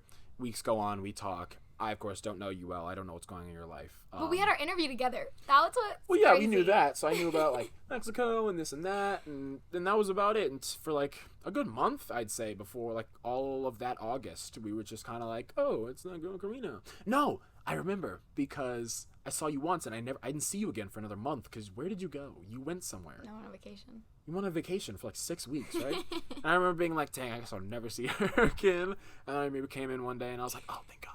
And since then, we've been really good friends, and that was awesome. So after that, and you helped me realize a lot of my issues and work through them on You're hours welcome. and Like, whatever. It's not a big deal. hours on end. Oh, God, we've talked so much. So much we've talked. I've gotten, okay, so you don't still have insomnia, do you? I mean, I know it's like, but like, yeah. Are you in a period where it's like really bad? I don't know how insomnia works exactly. Some night, okay, now it's a lot better. Mm-hmm. Some days it kicks in, and that's when I either don't sleep or have really bad nightmares, so I wake up. Mm-hmm. And then other days, it just depends on kind of like my self-care and how I'm taking care of myself and my mental health. So during the time that I first met you, I imagine self-care was not 100%, and the mental health was not 100%, to my knowledge. Am I right? So I remember when we got close, I'd call, and you'd be like, I have insomnia, I need to go to sleep. And I'd be like, but you're not going to sleep. So we would literally stay up for like for so long. Till like 6 a.m. 6 a.m. for every night. night for like 4 months. It was so long, and I get 30 minutes of sleep and wake up with the worst headaches of my entire life. And I'm like, this girl's killing me, but I'm not going to stop calling her. So we talked, and then another girl walked in, and then we stop being as good of friends. But the point is like community and friendships really get you through things. And it's not just so like, having fun, but like real talk. And there were so many times you were like, Karina, this is wrong. Like either you are wrong and you have to change, or that was wrong and you have to realize that.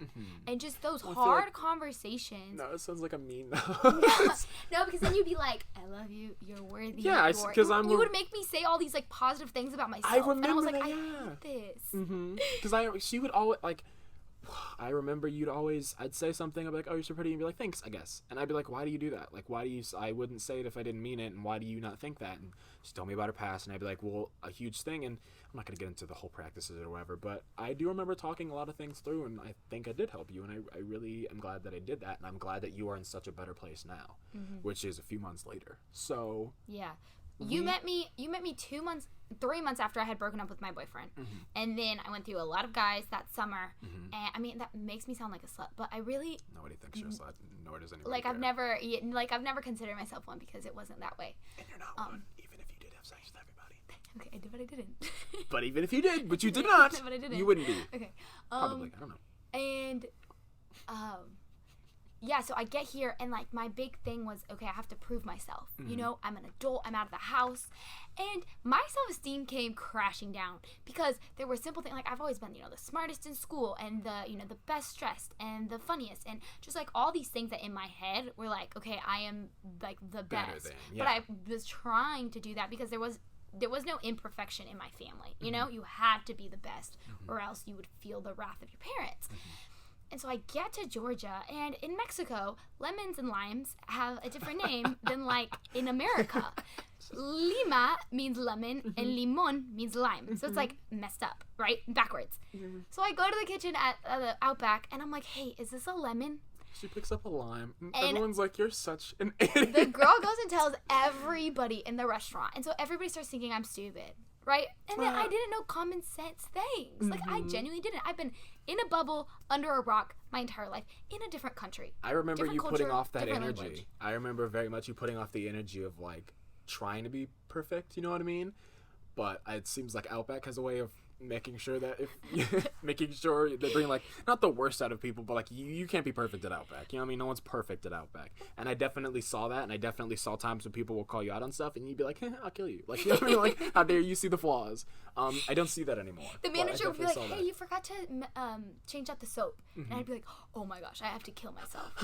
Soap! Yeah. And now I'm like, it's literally just the soap. Like, just go get the It's soap and put it in. It doesn't really matter at all. Yeah. But there was so much pressure, and I had to be perfect, and because I wasn't, and because people started thinking I was genuinely stupid and didn't know common sense things, like, my world, like, I started having super bad anxiety. And that started happening, like, after we were friends. Well, we were still friends. We didn't talk as much, you know? Yeah, we just didn't talk as much because a stupid dumb bitch came in my life and ruined that. But it's whatever. It's my fault. Whatever. We're good now. So it's we both played a role in it. It doesn't matter. But yeah. Oh, and then you met that other guy who worked there. Yeah. Do you want to talk about him? I mean, we can. I don't care. He's not a part of my life anymore. I know. I want to talk about that story if you're willing to talk about it. Yeah. This. Where did this play? I mean, he was just I a remember typical him coming douchebag. He didn't seem like it. What I remember, at least, is this guy walks in and he's like, oh, he's new. And this guy walks, he's like, hey, I'm blank. And everyone's like, oh my God. And he's got the biggest forearms I've ever seen on a human being in my entire life. They didn't need to be that big. And he had this weird raspy voice that was like, sup, bro? But it was also like, hey. You know what I mean? Like, it just mixed that together. Like, even I was attracted to him. I was like, damn, if I was a girl, dude, you could hit like that. And Karina is like, oh my God, he's so amazing. She falls in love with him. I do not fall in love with him. I couldn't tell.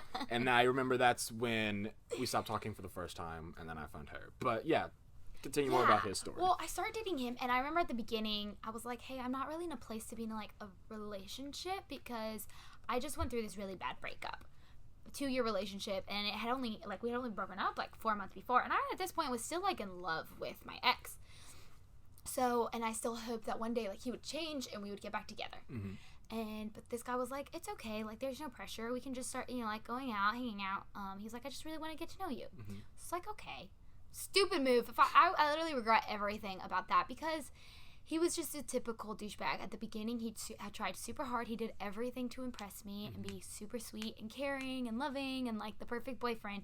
And then once we, like, started dating, it was like, no attention, messing with your head. Like, you know, every song that a girl writes about a guy, like, being an F-boy and, like, you know. She doesn't cuss, so she says F instead of fuck. It makes sense. That's what it was. And I started feeling crazy because I was like, I'm not getting his attention. But then he would say, like, there's no upgrade after you. Like, you're the best thing I could have ever gotten, this and that. And then he wouldn't talk to me for, like, 3 days. Or then we would hang out, and all he would want to do was, like, just watch movies all day. And I'd be like, I enjoy this time with you, but, like, I want to get to know you. And he just had so many issues that he wasn't able to love well, and his issues started becoming my issues. And I started thinking I had to take care of him, but I didn't have, like, my self-esteem was crashing at this point, and he was making it even worse because he was just so, like, fickle. And he knew how to mess with me, so he would know when to insult me, so then I would feel super vulnerable, and then he would come back and apologize and be super sweet. Oh, so he's so then sick. I would There's get so many into sick his people. Yeah, like, there's so many different forms of manipulation that I've seen in your life with your father and your mother, and even him, and the big X, the long X. But this is what, like, it just messed with me because I was like, this is my own decision. This isn't my dad. This isn't my other, like, I came to Georgia to start my life again. And I was like, and I'm so stupid that I fell into another bad relationship. And I was like, how did I not see it coming? Because I was so messed up after this. I broke up with him because I was like, he's a horrible boyfriend. And I had met another guy, and it was such a good guy. And I was like, this other guy's never going to like me, but I want to be with somebody like him, of his character. And I was like, what am I doing with this guy who's probably never going to amount to anything? I mean, that's really rude, but he's a pothead. He has failed, like, you know, a lot of school. He just goes through women, the same thing every single time. Did he ever do anything like the... No, he was very, very respectful of limits. Yeah. Yeah, but... one thing with him is that, like, he would just convince me of things that I would leave, and I'd be like, dang it, why did I do that, you know? But it was consensual. But yeah, so this point we were dating, and I was like, okay, honestly, if we keep dating, we're gonna have sex, because I think that's all he cares about. So I break up with him, and but literally that week I was like, I can't do this I was like, I don't miss him, but I miss having somebody. And I was in such a bad place that I just like kept calling him up, and we kept getting back together. You guys kept having. Well, we hadn't had sex at this point. And shut up. I'm sorry. You always making a big deal. It's cool. And I'm like, it's so okay to have sex sometimes. Like, I get it, but like, it's okay. Yeah, but I just didn't want him to use me, you know? Yeah, and no, I I didn't understand. want to feel used because I knew if we did have sex, it would turn into a toxic relationship because I wasn't at the place where it could be a beautiful thing or like a great, whatever you want to call it, thing. And was sex super painful still at this point? Yeah.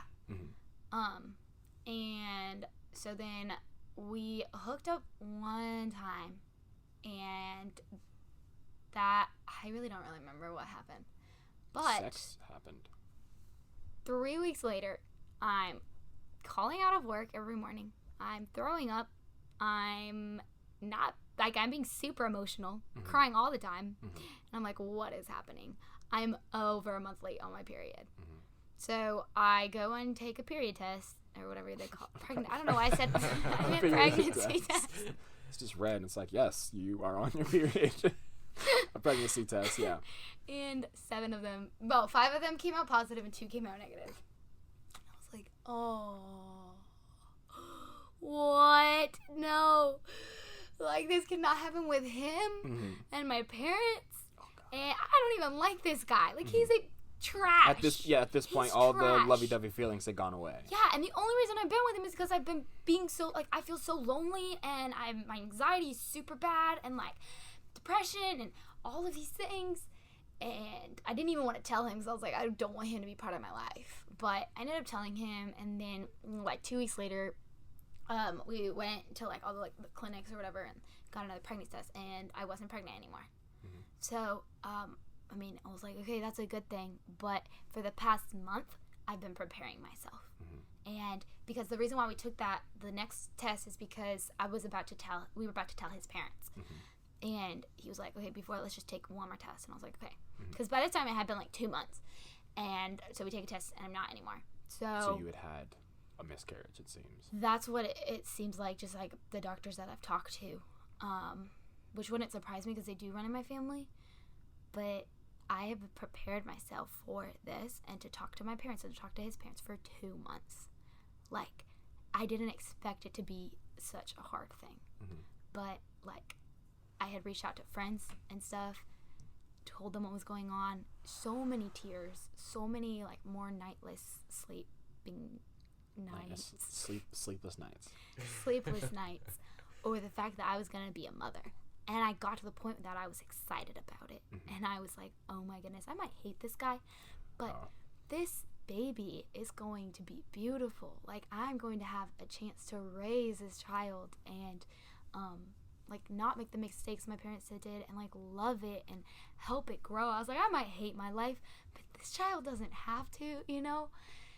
And then I found out I wasn't pregnant. And I was like, oh crap, like, numb. Complete, like, just again, like, every different pain is different. And this one was one about a life that I was carrying inside, and now I suddenly wasn't a mom, and that suddenly wasn't my future anymore, and I had to go back to reality, and I had to go back to work and act like everything was fine. And this is when me and the other guy completely stopped talking, because after that, like, you know, he was like, well, I'm not having sex with you again. And I was like, yeah, that's fair. But so dark. I just had to pick up my pieces and pretend like everything was okay. And it wasn't until I was able to reach out to other people and talk about it and talk about just, I'm sad. I was confused and scared, and now I'm sad and I'm grieving, and that's okay. And that's, I think, when we started talking again. And I was like, I can't get out of bed in the morning. I hate myself. I don't see hope in my future. All the light that was there is gone. It's darkness. Do you remember I texted you? I called Yeah, you called. Do you remember? I remember why. It was because you posted something about your mom on Mother's Day. And I was like, I haven't talked to Karina in so long. Me and that other girl, like, fuck her. It's been so long. I'm such a piece of shit. I remember thinking that, and I was like, oh my, like, I literally abandoned her when we were really good friends. So I texted you, and I was like, let's see if she responds. And I was like, I bet that was weird. And you were like, okay. Like, I don't know. It was something so small. And I was like, oh, she doesn't want to talk. And I don't remember what I said, but we ended up talking. You told me all this. And I felt really bad because I wasn't there. You know what I mean? And not even to make it about myself. You know, I mean, the story is clearly about you, but it sucks because you were telling me this. And I was like, I have missed so much. Like, the past 4 or 5 months, this is, you know what I mean? It felt like I walked away and I came back to, like, a fire. You know what I mean? And I was like, oh, my God. And I felt bad because I was like, I could have been like her best friend in this situation, or one of her best friends, and she really could have used me. And those nights that you felt lonely, you could have called me. You know what I mean? We could have hung out. We could have done whatever we would have did to prevent that interaction with him. You know what I mean? And I wish I could have been there for you. But okay, one thing, I would not have broken up with him if it hadn't been for you and Shelby. Mm-hmm. Ooh. Because you just gonna say her name like that? You got, I mean, she did a great thing. Very good. Y'all were like, you're miserable with him. He's not treating you right. Break up with him. And remember, I kept trying to break up with him and I couldn't. And we sat in my car and practiced. I totally remember that. And I was him. Yeah, I was like, okay, pretend like you're him. And you were like, breaking up with you. And I was like, oh my God, And we tried the breakup scene so many times. And then I went straight to his house. And I went to his room. And I was like, pretend it's Cam. Mm-hmm. No, I'm glad it's so easy to break up with me. And then, but this community is so important. Mm-hmm. Yeah. I felt bad, but I'm glad that I'm here now and that we're talking about it now. And even though for those months I wasn't there, you ended up becoming so much stronger by yourself, and you were dark, but you came up so much higher from then. When I remember I used to tell you that I can't be your therapist, even though I kind of was for a little while, and we talked and stuff. I was a good friend, but I was like, I also don't know what the fuck I'm talking about. I said that a lot because a lot of people seek things in people, and you were definitely seeking a companion, which is what which is what we are. Mm-hmm. But a lot of time I was like, yeah, I can help you, but I also don't know what I'm talking about. I can't give you professional help. I can only give you what I know, and what I know is so limited, whereas a psychologist or therapist or whatever you want to call them is trained in the human mind, and they've probably heard darker stories, so they would definitely be able to help you. And you were like, and I remember you were very much like, I don't need to, everything's fine and stuff, and I knew everything wasn't fine, and I was telling you that, but you were still in the denial phase, and when we stopped talking, you finally saw it and were able to go get help, which is super awesome. Super awesome sauce. Because it's different when it's suddenly about the life of somebody else. And I realized, like, my life decisions, because of my pain, were leading me to do things that I didn't want to do, and I knew that they were hurting me. Mm-hmm. So I did end up seeing a therapist, and that changed everything. Really, really helped me. She was like, we're bringing back your voice, Karina. You didn't have it when you were a child. You got it taken away time and time again in, like, your teen years. She's like, and now you're an adult, and, like, you feel like your voice is unheard, mm-hmm. and it's unworthy. Because I didn't know what love was, and that was my whole, like, pursuit of, like, what love is. And that's what I've been studying, like, and finding out more about that these past couple months. It's like, okay, look, you want me to read this? It's something I found, like, I wrote to my therapist, mm-hmm. and it was just, like, explaining how I was feeling. At the time? Yeah. Okay. I think I've read it to you before. You've read it to me, yes. Okay. So it's more like, it was like a prayer kind of thing. Okay. It said, I feel like I'm drowning in my guilt. My stomach is in knots and my heart is heavy. Why can't I be good enough to not feel like trash? Why can't I be strong enough to resist temptation? I'll never be good enough to make anyone proud.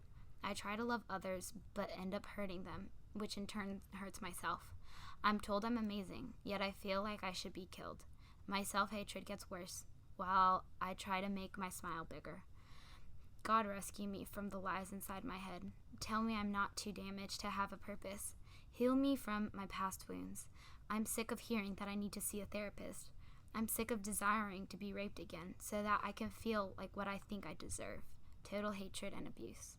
I tell myself I should be treated like dirt and used. I don't believe I deserve love. And in the moment of total darkness, in the rape, I tell myself this is who I am.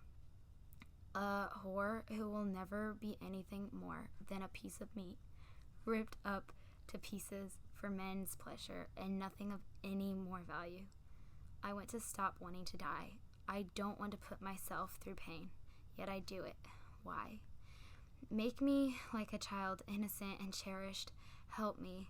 I hate everything that I am, and I truly believe others do too. I don't see what people see in me. Give me different eyes. Let me be free from the demons in my head that haunt me in the dark of night. be my light, Lord, as you have been my comforter. So that's like where I was. Oh, that's a lot. That's a lot to take in. Reading that out loud is like, what did I write? I remember you reading that and being like, oh, I haven't actually looked at this in a long time. I remember that day. So that's what you read to your therapist. And what was your therapist's reaction to said statement? She was just like, you have to accept that there was trauma. She was like, you keep comparing it to other people's and saying other people had more, so yours is now nothing. And she's like, that's not true. Just because somebody had a worse story doesn't make yours any less okay.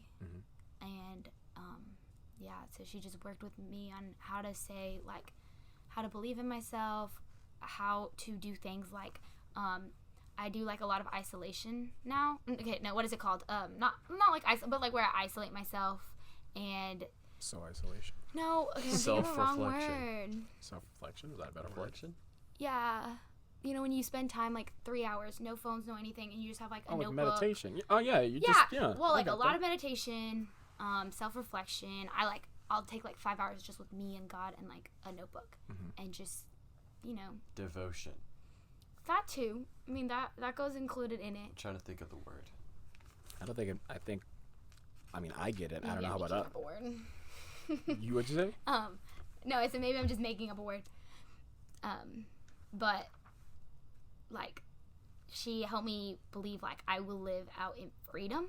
I will overcome my hurt. I'm not going to be a victim for the rest of my life. Like even though I'm accepting that I was a victim in certain situations, I'm not going to be a victim for the rest of my life. I am no longer the scared little messed up girl that I once was. Like, that is not me. And I'm not the person who was hurt. Like, I'm not the person who was abused or whatever you want to call it. Like, I am me because of that stuff, and I need to use it to empower me and not to take away any of my voice. I don't know if that makes sense. It makes sense. Like, you were that person, but you're not now. You were hurt, but you're not now, and that sucks, but you have grown and continue to grow from it, and that does not have to stop you anymore. Yeah, and that's why like, now I can talk about it more freely and not be like, because... Is that the noise? It happened, and that's okay. I think you always say that. It did. You're like, that's okay. It is but okay. it's not okay. I love people. We got to wrap it up here because I'm pretty sure we've been talking for like 15 hours straight. But a lot of people. About 16. It's been what? 16. It has not. So don't lie. And if it has been, then I don't know what's going on in my life, and I must be high because I know for a fact that. Shut up, Jarrad. Okay. The one thing he says, and you tell me to shut up. Because he flustered me. I don't know. Stop pointing out my flaws. It was a dry humor joke. Okay. Well, now you know what. Now I feel bad, so I don't want to talk anymore. You were closing out the podcast. Fine, I'll close out the podcast. Yeah, go crazy, Jarrad. All right, everybody. That was a lot of heavy stuff. Personally, I don't have much input because I was more of just a moderator and listener, and I also took mental notes on when we should cut stuff out. Cameron is flustered. He is literally, there are tears rolling down his eyes because of how flustered he is. He is just cheeky. He is so bright red today.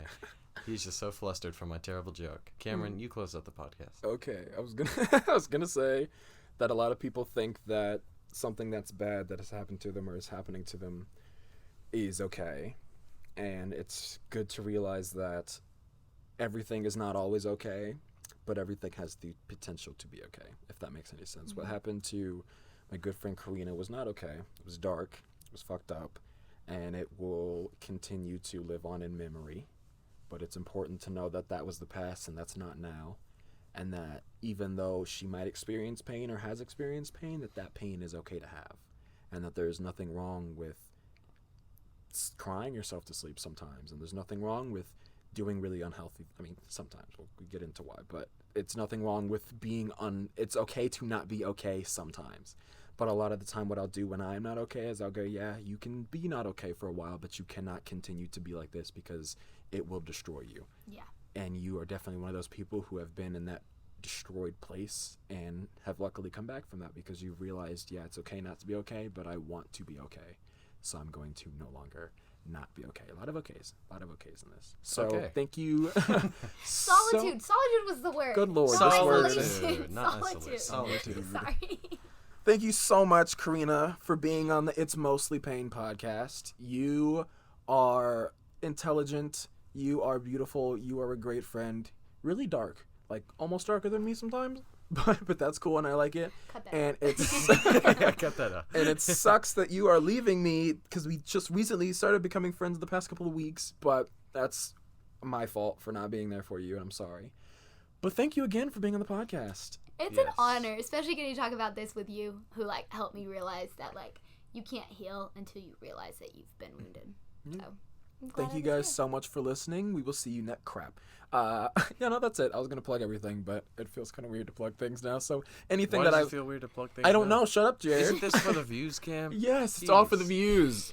We're not even friends, really. I hired her. She's an actress. Story's Thank you. fake. Cut that out. Fake news. Cut that out. Thank you guys so much for listening again. We will see you in the next episode. Yes, thank you. Deuces.